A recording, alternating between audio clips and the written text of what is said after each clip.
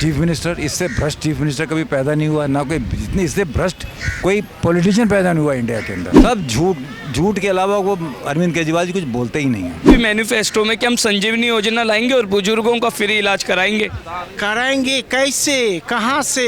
BJP आएंगे तो BJP के लिए भी गला में हड्डी अटकेगा। ये 2500 रुपया देना। अब हम कुछ लोगों से और जानेंगे, उनसे भी बात करेंगे। आइए सीधा बात करते हैं। बाबूजी क्या नाम है आपका? मेरा नाम DK शर्मा। डीके जी, आपने कल वोट डाला? वोट डाला जी। बहुत अच्छी बात है। क्या लगता है इस बार बदलाव होगा या फिर कुछ और होने की चाहत है?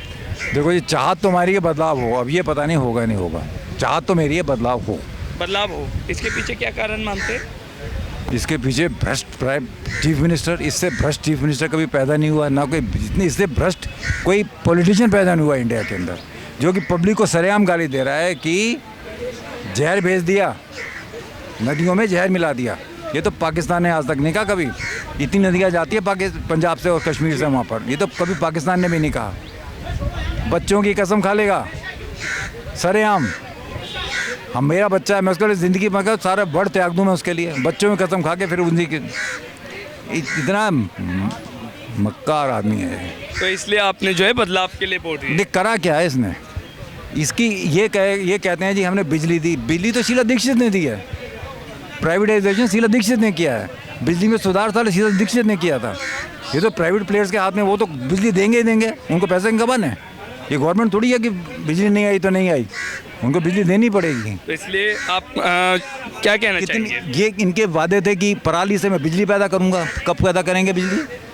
पराली से कितना पोल्यूशन होता है। ये कहते थे 1 घंटे में, एक साल में मैं सारे जो लैंडफिल्स हैं, जो कूड़े के पहाड़ हैं, कहाँ का वो उधर बलसवा में और उधर गाजीपुर में हटवा दूंगा। कितने हट गए?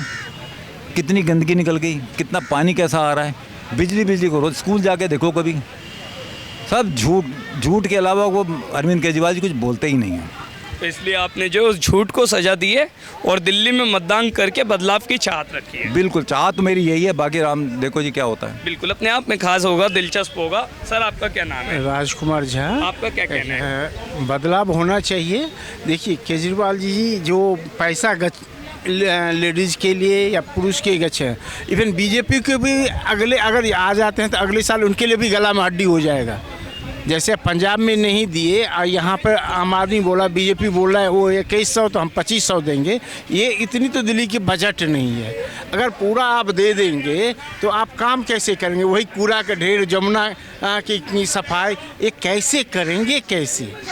अरे हमारे मान लीजिए जो आमदनी है, हम 50,000 मेरी घर की आमदनी है, अगर हम 50,000 हम ऐसे ही लोगों को बांट देंगे तो हम अपने घर की जो डेली यूज है, नीड है, डेवलपमेंट के, वो हम कैसे करेंगे? तो ये भी कह रहे थे ना अभी मैनिफेस्टो में कि हम संजीवनी योजना लाएंगे और बुजुर्गों का फ्री इलाज कराएंगे।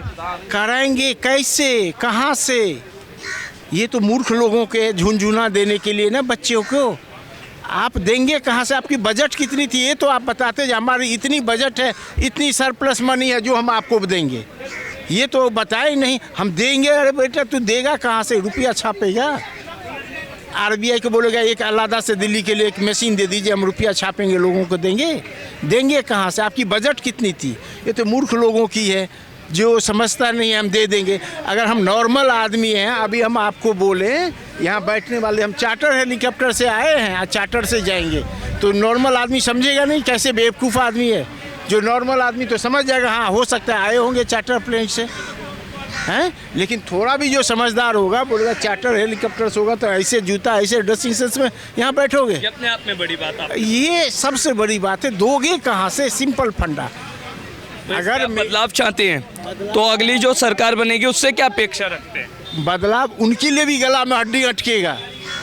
बीजेपी आएंगे तो बीजेपी के लिए भी गला में हड्डी अटकेगा। ये 2500 रुपया देना, अगले बार 5 साल के बाद इनके लिए भी यही गला में हड्डी आएगा। लोग बोलेगा बेटा आप दो, नहीं दिया ना, जैसे कांग्रेस बोला ना यूपी में खटा आएगा, हाँ तो वो इनके लिए भी ये गला में हड्डी अटकेगा। उनके लिए भी आसान नहीं है। इसलिए आप कुल मिलाकर कह रहे हैं कि फ्री सुविधाओं की जगह दिल्ली का विकास होना चाहिए। आप डेवलपमेंट कीजिए ना, आप डेवलपमेंट पे फोकस कीजिए ना। कूड़े के ढेर है, जमुना पार्क है, सीवर का काम है, तो इस पे खर्चा, फोकट का खर्चा करेंगे। दान, इधर आप दान कीजिए, उधर में घर में भूखे मरिए, वो बड़ी बात हो रही है।